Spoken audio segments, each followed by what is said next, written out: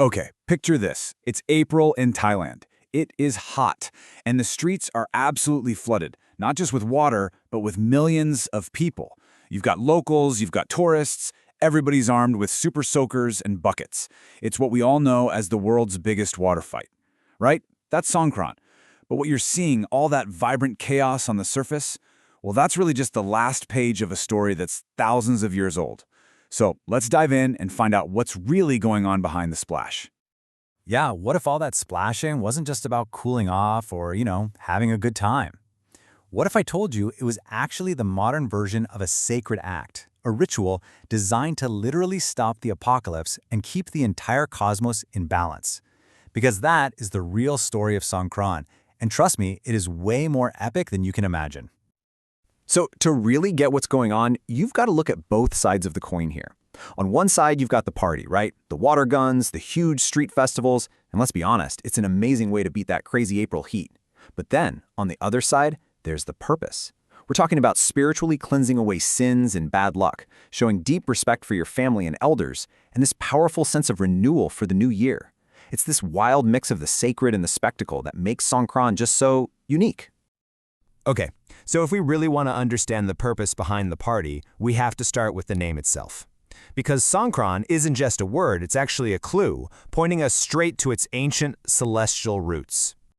So get this, the word Songkran actually comes from the ancient language of Sanskrit, from the word Sankrati, and it means to move or an astrological passage. And that's not just a random name, it's describing a very specific cosmic event.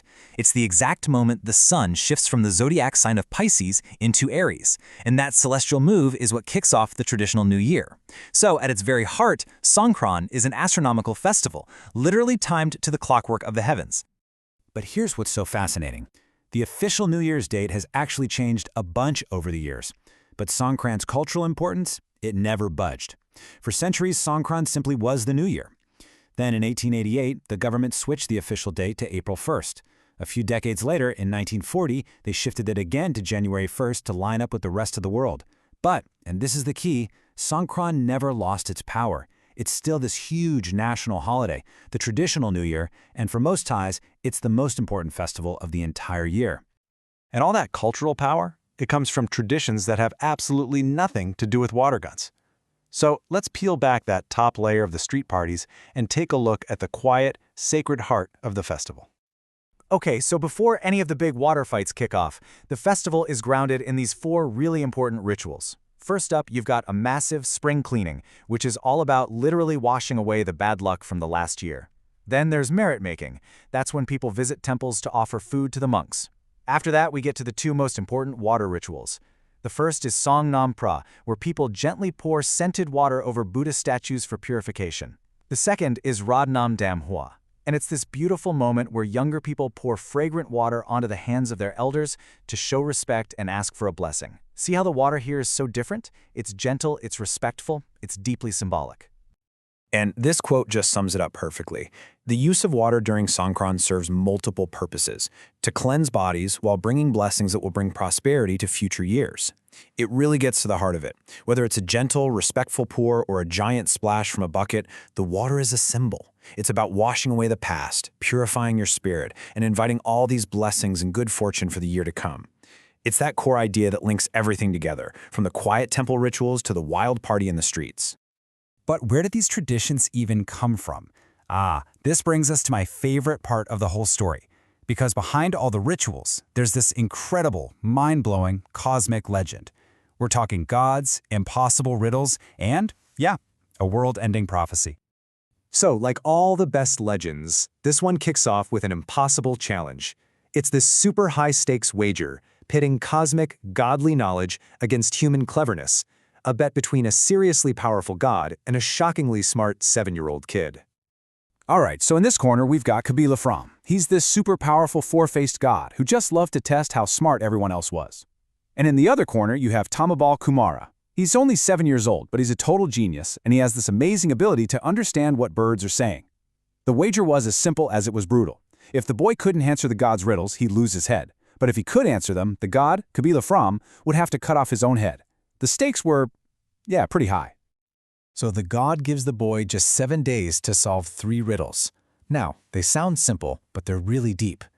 The question is, where is a person's aura?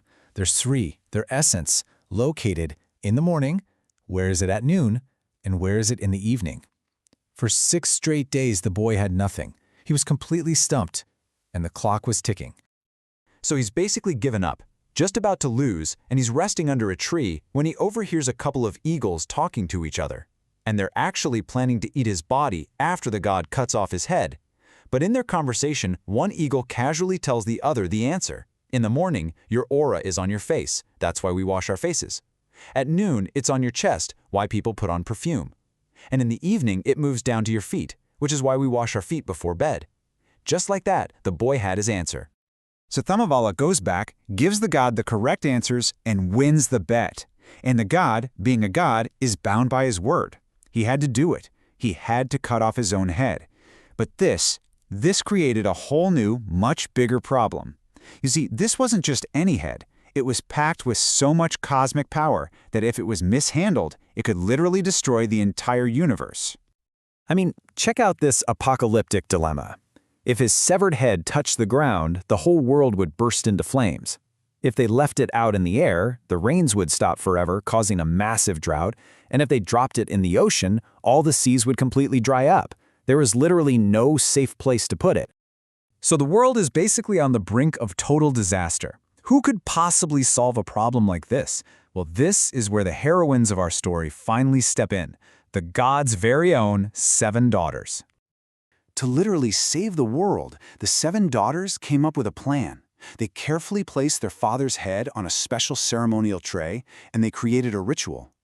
Once every year, they would carry the head in this huge procession around the sacred Mount Sumeru, which is like the center of the cosmos. After the procession, they'd return it to a sacred cave for safekeeping.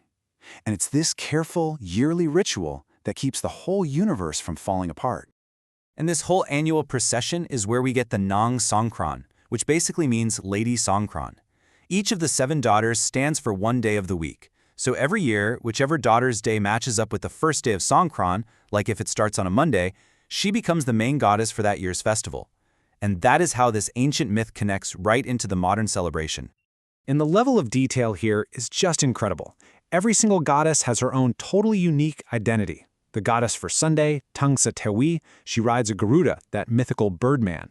Monday's goddess, Karat Tewi, rides a tiger. They each have their own specific color to wear, different jewels, different things they hold in their hands like weapons or instruments. And none of this is random. It all sets the specific mood and character for that year's celebration. And if you think that's detailed, it gets even crazier. The goddess's posture in the procession. Is she standing, sitting, lying down? Is she asleep? That's all determined by the exact time the sun moves into Aries. Royal astrologers then use that posture to predict the fortune for the entire year ahead. Like, if she's standing, it might mean big changes are coming. If she's sleeping, it could predict a peaceful year. It's basically a living, breathing system of prophecy, all tied directly to the stars. Okay, so that brings us all the way from ancient cosmic legends to right now, the present day. Let's take a look at how this incredibly sacred festival has turned into a global phenomenon, and the very real, very modern problems that come along with that kind of fame. I mean, Songkran is bigger now than it has ever been. In late 2023, it got official recognition from UNESCO as an intangible cultural heritage of humanity, which really cemented its importance on the world stage. And the Thai government is leaning into it hard. For 2024, they expanded the festival to last almost the entire month of April, all to boost it as a tourism machine. It's not just a local thing anymore. It's a massive global event. But this huge explosion in popularity, well, it comes with a really serious dark side. During the holiday, millions of people travel back to their hometowns to be with family. You combine that mass migration with a massive party atmosphere, and you get a public safety crisis. It's known, very grimly, as the 7 dangerous days. And the numbers here are they're sobering. On any given day in Thailand, you'll see about 27 deaths from road accidents. But during Songkran, that number nearly doubles to an average of 52 deaths per day. It's that combination of way more traffic, drinking, and just the general chaos of the celebration that makes the roads so incredibly dangerous. And to put an even finer point on it, just look at this number. During the Songkran holiday week in 2018 alone, 418 people died in road accidents. It's this heartbreaking paradox, right? A festival that's all about renewal and life has become the absolute deadliest time of year on the country's roads. So this leaves us with one last really important question. As Songkran just keeps getting bigger and bigger, drawing in more crowds and more global attention, how does it hold on to its soul? How does a tradition that's rooted in gentle respect, in family, and in cosmic balance, how does it handle the pressure of also being a massive global party and a huge driver for the economy? That's the real challenge facing Songkran today.